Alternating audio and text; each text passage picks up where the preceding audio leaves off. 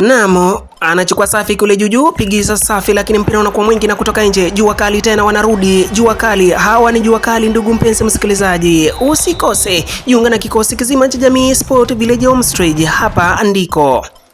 Hujambo mpenzi msikilizaji, tuandamane viwanjani kama kawa. Ni Silas Rubani, hapa ndiko.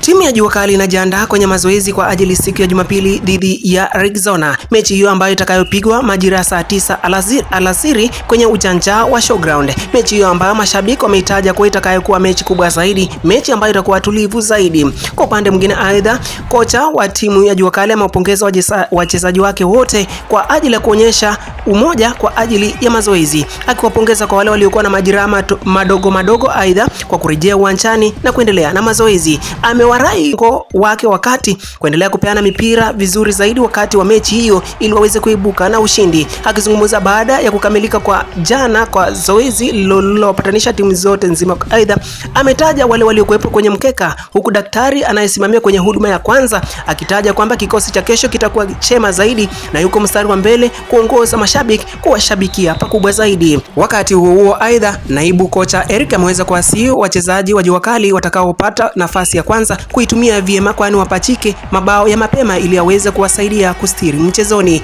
Aidha, wamemsihi winga wa timu hiyo Vincent kuweza kupachika bao za kwanza za mapema. Kesho kutakuwa na mechi itakayopeperushwa na Mzalendo RTZ na Silas Rubani. Bye bye.